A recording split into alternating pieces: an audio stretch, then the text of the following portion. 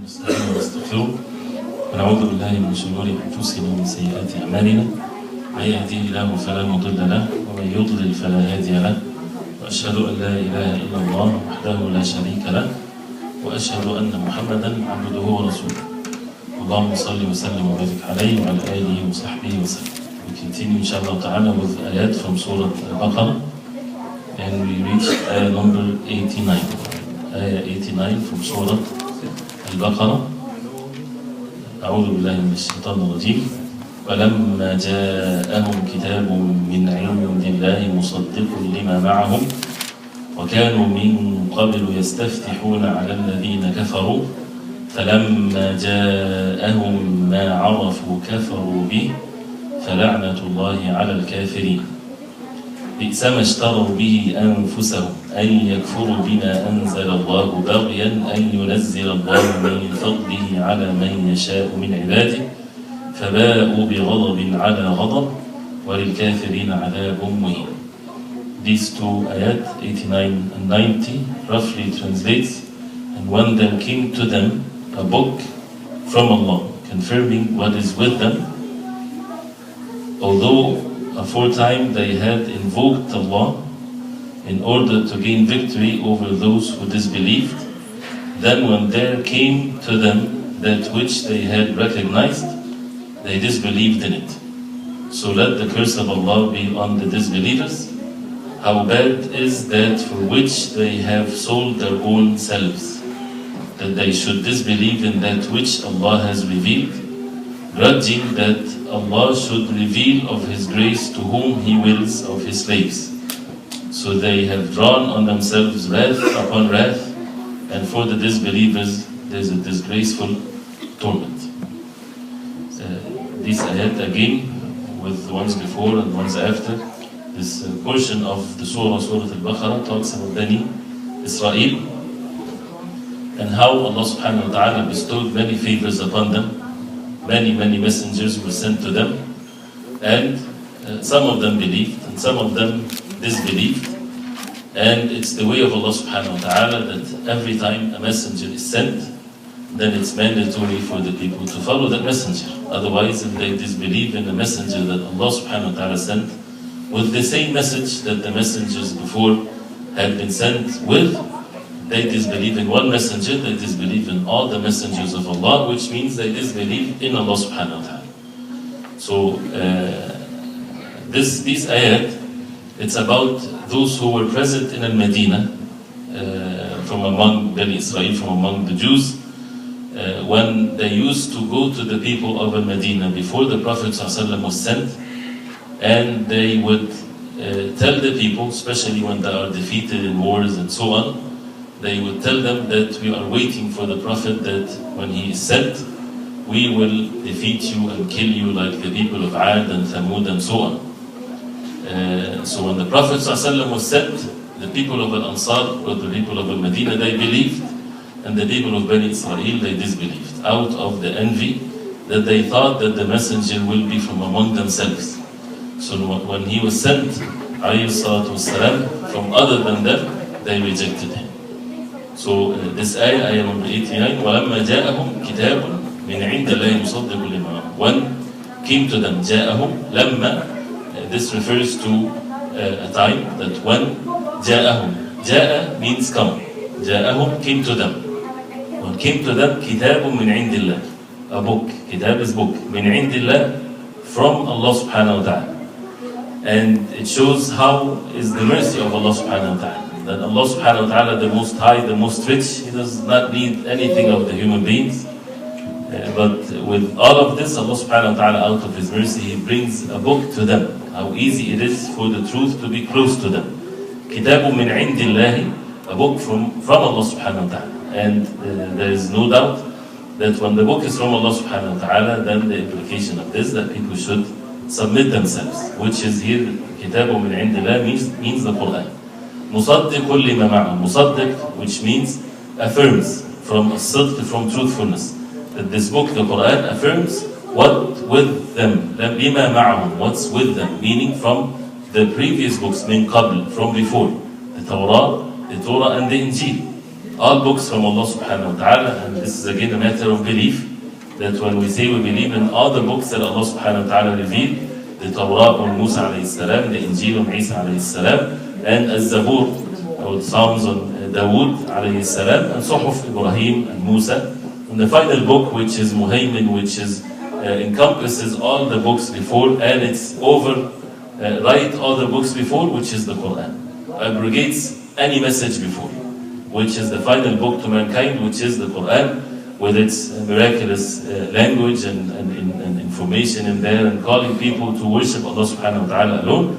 So the Quran came affirming what was there before, because the aqidah, the matters of belief, is the same. Messenger of Allah, the messengers are all brothers in the faith. They are all called to worship Allah subhanahu wa ta'ala alone, never changed throughout from one messenger to the other. مُصَدِّقٌ لِمَا مَعَهُمْ, and they know that very well, that the Quran is affirming what with them, and the bisharat or the revelation in their books was present about the Prophet ﷺ, and they were waiting for the Prophet ﷺ. It was mentioned more than one narration where one of the Sahaba, his name is Salama, or Salama ibn Salama, he was young when one of the people of Bani Israel in Medina, before the Prophet ﷺ was sent, he came to them and he was reminding them of the hereafter and the Jannah and hellfire, and the people didn't believe in the hereafter.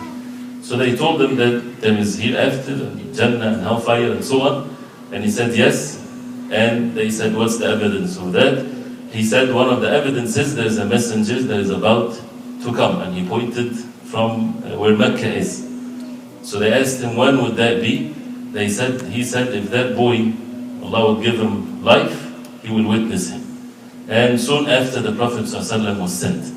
So Mecca was described in the books before, and the mountains of Mecca, and the rocks of Al-Madinah, the black rocks, everything was mentioned, and even the name of the Prophet ﷺ, Muhammad and Ahmad, was mentioned like this as a name, not only description, name.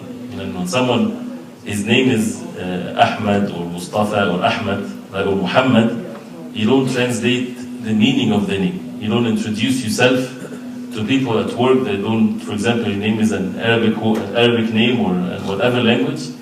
You don't tell them, my name is not Kareem, my name is Generous. When they call you Generous, no, they call you Kareem, right? Because this is your name, Alam, right? This is your name. So the same thing, when they distorted the meanings or translated the meanings and translating the name of the Prophet ﷺ, this is deceiving. So the name of the Prophet ﷺ was mentioned in the books, and they know that very well, and in the story of Salman al-Farisi and others, and how the nations, they were waiting for the Prophet ﷺ, and that's why they entered into the fold of Islam in masses when the Prophet ﷺ was sent. But because of the hasad and the envy and so on. There's an incident that Safiya, the wife of the Prophet ﷺ, and she was from the Jews of Al-Madinah before she embraced Islam, and she married the Prophet ﷺ.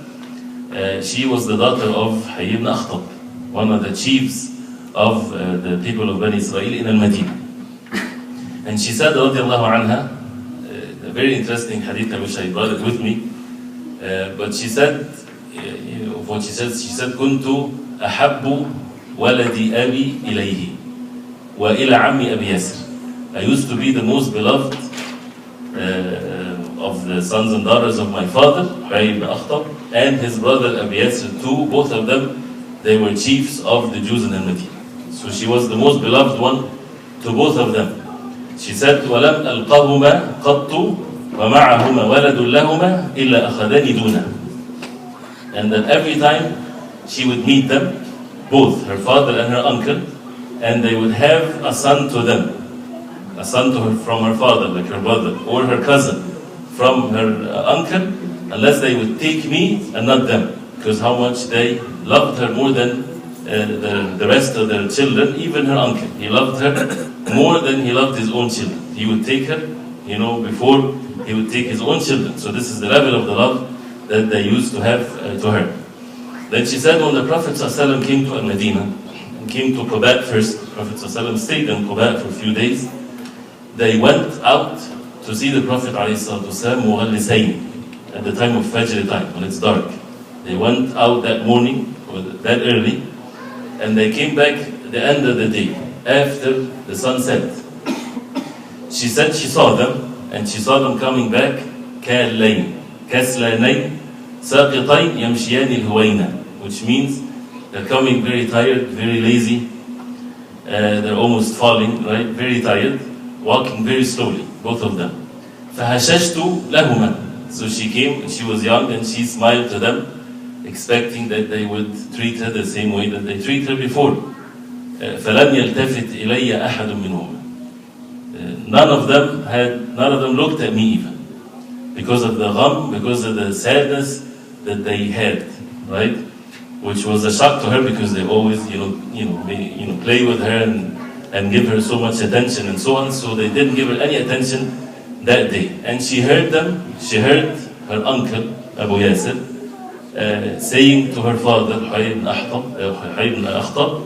He said to him, "Ahuwa huwa," which means what? Ahuwa, is it him? Him? He said, "Na'am, huwa huwa." It is him. And he repeated the question again. Huwa huwa, he's the one that we've been waiting for, that is in our books. He said, "Tuthbitu." He said, "You affirm it? It is him?" He said, "Yes, it's him." Then he asked him, "What are we going to do?" Then as a result of that, then you should follow him, right? No, he said, "عداوته ما بقيت." His enmity till I die. That he's my enemy till I die. So he affirmed that he is the messenger that they were been waiting for. But then what to do? His enemy, they will be his enemy till he dies. So they know the Prophet ﷺ, and that's why when the Prophet ﷺ was sent, there was no doubt. But again, it's out of the envy and out of the kibr that was mentioned in the previous verses, and we talked about how the kibr, how arrogance can deprive the person from seeing the truth, which makes the person amazed. How can a person know something very clear and he turn away from it? This is something that we should not feel safe from, that we secure from it. This is for every single human being. Once the arrogance, once the kibr is in the hearts, and the kibr again is not just to look of kibr. This is a disease in the heart, as we said, and we talked about it before, which, as the Prophet ﷺ defined it, is to reject the truth, right? And to look down at people. So to reject the truth, this is a sign of kibr, of arrogance, and that can lead to all means of mischief. So they knew the Prophet ﷺ, وَلَمَّا جَاءَهُمْ كِتَابٌ مِّنْ عِنْدِ اللَّهِ, the book from Allah subhanahu wa ta'ala, the Quran, مُصَدِّقٌ لِمَا مَعَهُمْ, affirming so to what they have معهم, وَكَانُوا مِنْ قَبْلِ, and before that, before the Quran was revealed to the Prophet ﷺ, before the Prophet ﷺ was sent, يَسْتَفْتِحُونَ عَلَى الَّذِينَ كَفَرُوا. يَسْتَفْتِحُون, meaning, Fath is opening, right? And the Fath of Makkah, the liberation of Makkah, and so on. So يَسْتَفْتِحُون here means that they used to talk to the people of Mecca, or talk to the disbelievers of the people of Medina or Mecca about the send of the messenger والسلام, before he was sent, and also means that they used to make dua to Allah subhanahu wa ta'ala by the Prophet sallallahu alayhi wasallam to give them victory. Like when the tribe of Ghatafan, they defeated them, so they said, "Oh Allah, by the messenger that you're about to send, give us victory." So Allah gave them victory. So they used to use the Prophet ﷺ before he was sent in their dua, by your messenger and so on, give us victory. So this is what they used to have before the Prophet ﷺ was sent. And as we said also before, messengers before, they took the covenant from their people, right? It was part of their religion that if Prophet Muhammad ﷺ is sent, is for them to give him victory and to support him and to follow him. So وَكَانُوا مِنْ قَبْلُ يَسْتَفْتِحُونَ عَلَى الَّذِينَ كَفَرُوا, towards the disbelievers. فَلَمَّا جَاءَهُمْ مَا عَرَفُوا كَفَرُوا بِهِ. When came to them مَا عَرَفُوا, what they already know, كَفَرُوا بِهِ, they disbelieved in it, in him. فَلَعْنَةُ اللَّهِ عَلَى الْكَافِرِينَ, curse of Allah subhanahu wa ta'ala on the disbelievers. Why they deserve the curse from Allah subhanahu wa ta'ala? Because knowing the truth and rejecting it and turning away from it. And of course, when the leaders or when the knowledgeable people, they intentionally turn away from the truth, what happens? Their evil is not just limited to themselves, they affect the masses. Because the masses, they would follow them. That's why the real misery is when the people of knowledge, or those who have the knowledge, they would hide the truth or distort the truth. The masses would follow them and would follow them in astray. This is what even the Prophet ﷺ said about this ummah, the ummah of the Prophet ﷺ, that Allah subhanahu wa ta'ala إن الله لا يقبض العلم انتزاعا ينتزعه من قلوب العباد. That Allah subhanahu wa ta'ala doesn't take the knowledge away from the hearts of the people. ولكن يقبضه بقبض العلماء.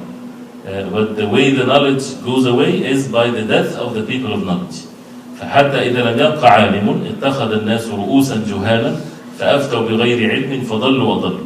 So that when there is no alim, when there is no scholar of the deen, people would take ignorant heads. People have to have someone to follow, to teach them and so on. So they would take ignorant heads and they would lead them astray. Al-ilm or knowledge is not just about information, it's also about the fear of Allah subhanahu wa ta'ala. So the alim, to say someone is alim, is not someone that has a degree, someone that has knowledge. Someone that has the knowledge and with it the fear of Allah. He applies his knowledge. Otherwise, if someone is the most knowledgeable person on earth, information-wise, but he commits sins and disobeys Allah subhanahu wa ta'ala, doesn't follow the way of the Prophet sallallahu alaihi wasallam, it is from the dhulm, from injustice, to call that person alim. You can say he has some information, right?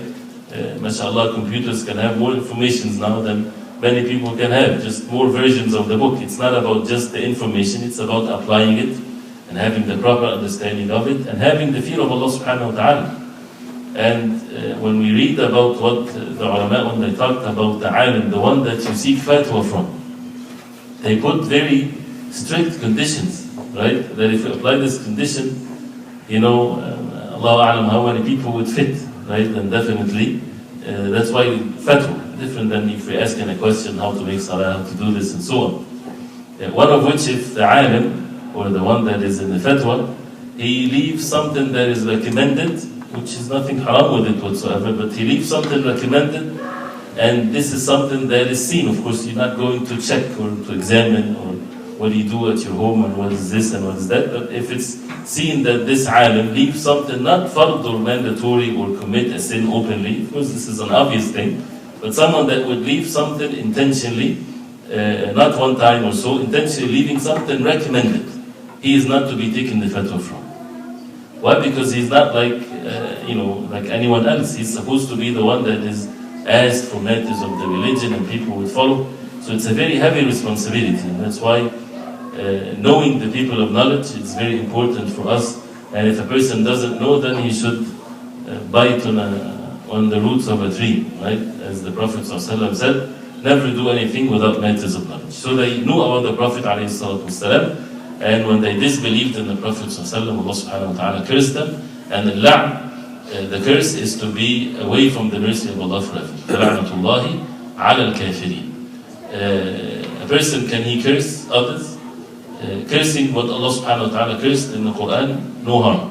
But to curse individuals, this is according to the correct opinion, it's not permissible. Individuals, those who Allah cursed them in the Quran, then it's okay to curse them with their names, or in the Sunnah of the Prophet ﷺ. But to curse someone with his name, that is not in the Quran and the Sunnah of the Prophet ﷺ, the correct opinion is not permissible. Why? Because you never know if his life will end being a Muslim or not. Right? Because when you say someone is cursed, that means he's doomed forever. There is no means of forgiveness, and this is not permissible to do that even to the worst enemies of Allah subhanahu wa ta'ala, because they can change and they can be believers before they die. فَلَعْنَةُ اللَّهِ عَلَى الْكَافِرِينَ. It shows how disbelief is the worst thing that can happen to a person, because they are under the curse of Allah. Then the next ayah, بِئْسَ مَا اشْتَرَوْا بِهِ أَنفُسَهُمْ. بِئْسَ is them when you condemn someone or condemn a characteristic in someone, you see بِئْسَ, what worse what they did, which is اشْتَرَوْا بِهِ أَنفُسَهُمْ. اشْتَرَوْا literally means, it can have opposite meanings. Here it means selling, not buying, right? So what is worst thing? That they sold themselves, right? What is the meaning of selling oneself, right? The self, our being, Allah subhanahu wa ta'ala wants us to save it from the hellfire, for it to be among the people of Jannah. So for someone to sell himself cheap for some temporary fame on the face of earth, in return he would get the hellfire forever. This is what a worse trade that is. For what? For just few years of being famous, or being superior, or having followers, or whatever there is. And this is what deprived them from following the truth, in which if they humble themselves to Allah subhanahu wa ta'ala, they would even gain more honor on the face of earth. But with the intention of seeking rewards from Allah subhanahu wa ta'ala in the hereafter, this is the best trade. And that's why Allah subhanahu wa ta'ala, He said, إِنَّ اللَّهَ اشْتَرَى مِنَ الْمُؤْمِنِينَ أَنفُسَهُمْ وَأَمْوَالَهُمْ بِأَنَّ لَهُمُ الْجَنَّةَ. That Allah purchased the lives of the believers and their wealth that they have in return Jannah. So the whole entire life of the believers is all for the sake of Allah subhanahu wa ta'ala, because everything is owned by Allah subhanahu wa ta'ala. So what is a worse trade than this? That they sold themselves. And this is for any disbeliever or anyone that knows the truth. And what does he choose other than the truth, other than some temporary materialistic things in this earth? Then they are in the worst trade. أَن يَكْفُرُوا بِمَا أَنزَلَ اللَّهُ بَغْيًا أَن يُنَزِّلَ اللَّهُ مِنْ فَضْلِهِ عَلَى مَنْ يَشَاءُ مِنْ عِبَادِهِ. What is that worst thing is that trait is that they disbelieve يَكْفُرُوا بِمَا أَنزَلَ اللَّهُ, what Allah brought down. And that's why when we say revelation, right, what is more accurate than we said before, what Allah subhanahu wa ta'ala brought down. Quran was brought down to the Prophet alayhi salatu wasalam. بِمَا أَنزَلَ اللَّهُ بَغْيًا. Out of al-baghi is the transgression. So they disbelieved in what Allah subhanahu wa ta'ala revealed. When they know that this is from Allah subhanahu wa ta'ala, out of the transgression or the grudges or the envy that they have in their hearts, so that Allah subhanahu wa ta'ala would reveal or bring down on from whatever His bounty to whoever He wills from His slaves. They wanted for them to decide who to be the messengers of Allah. They wanted to make that decision and not Allah subhanahu wa ta'ala. So they wanted to be continuously in Bani Israel. And Allah subhanahu wa ta'ala took the messengership from Bani Israel after Isa alayhi salam to be in the Prophet Muhammad sallallahu alayhi wa sallam being the final messenger, not again to a tribe as it was before, because he's the final messenger of Allah. It has to be to all mankind.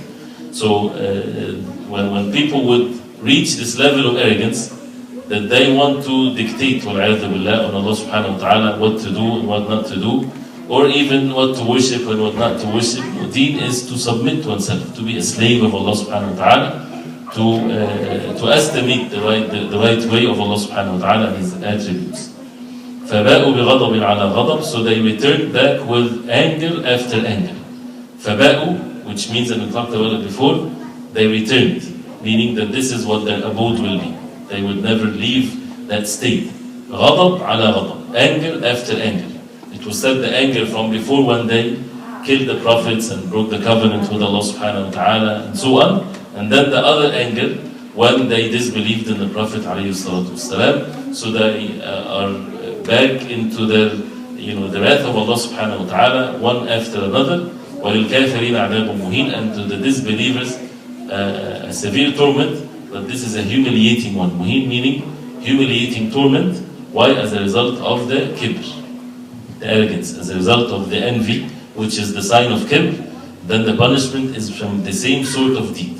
And that's what the Prophet ﷺ said, that those who have kibr, arrogance, their punishment in the Day of Judgment, they will be كَأَمْثَالِ الذَّرِّ. They will be like ants. Their body would be like very small, like ants, and people would step on them. This is even before they enter the hellfire. People would step on them. They used to be, or think that they so much better and bigger than anyone else, and they look down at people and they reject the truth. As a punishment for them, when people are resurrected in the Day of Judgment, these mutakabbirin, these people with arrogance, rejected the truth, they will be like the ants. People stepping on them in the Day of Judgment before even they would enter the hellfire. So they would have a humiliating torment. Those who have some honor and dignity, humiliation to them worse than physical abuse or physical punishment. Why? Because they have some honor and dignity. But as it will come also, inshallah ta'ala, that they loved this life so much, as Allah subhanahu wa ta'ala challenged them, قُلْ كَانَتْ لَكُمُ الدَّارُ الْآخِرَةُ مِنْ دُونِ النَّاسِ فَتَمَنَّوُا الْمَوْتِ إِن كُنْتُمْ صَادِقِينَ. That if you say that you have the hereafter for you, then wish for death if you are truthful. And this is one of the miracles of the Quran, that till the Day of Judgment, they would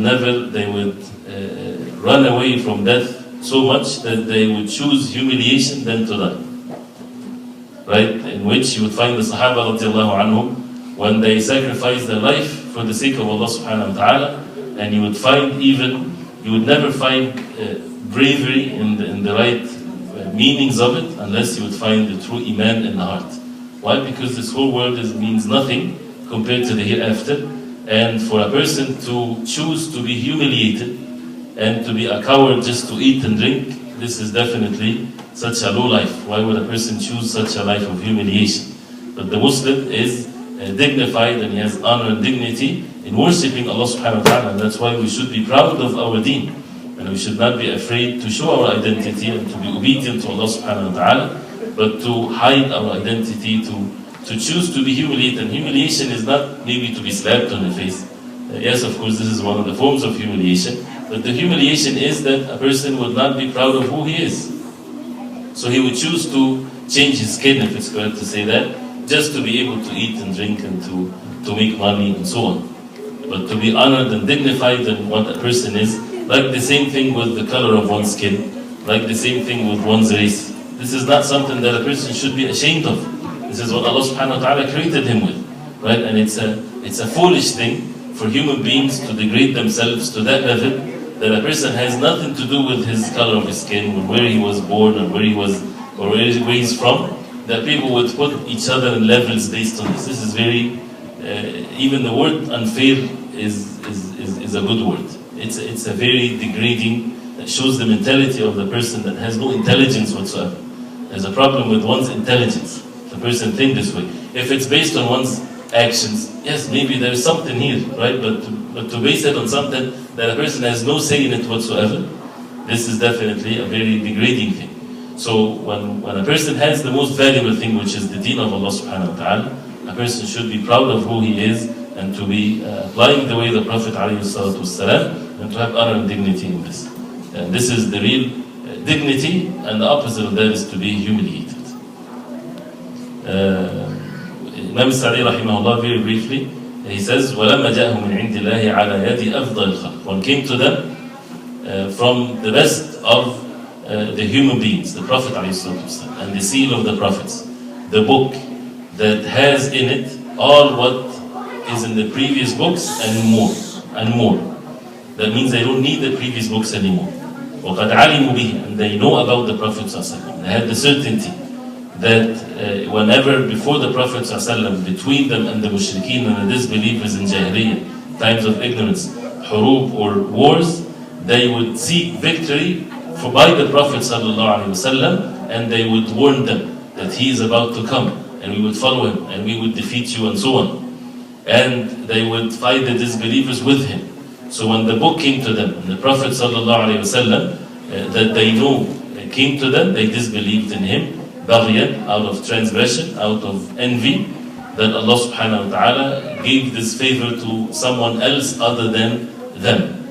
And so Allah subhanahu wa ta'ala cursed them and was angry with them after another anger because of their disbelief and their rejection of the truth and so on. And again, one important point, because sometimes a person might think or get deceived that he knows what is right and what is wrong, and he would make the decision, yeah, I'll continue to be on the truth. A person should never guarantee that.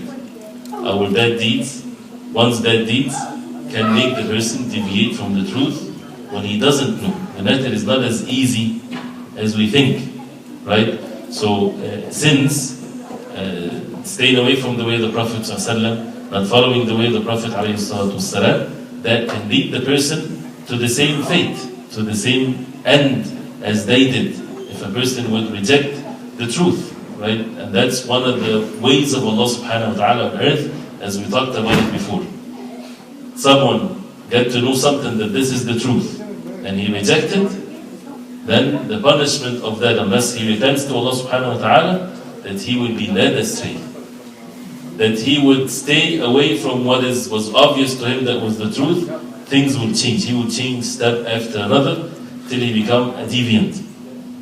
So we have to be extremely careful with one's actions and constantly repenting to Allah subhanahu wa ta'ala and asking Allah subhanahu wa ta'ala for steadfastness, and not to be always in haste on concluding things or making decisions. He is this and he is that, and a person should worry about himself that he might end up even deviated and being led astray because of one's own evil actions and deed done by the heart.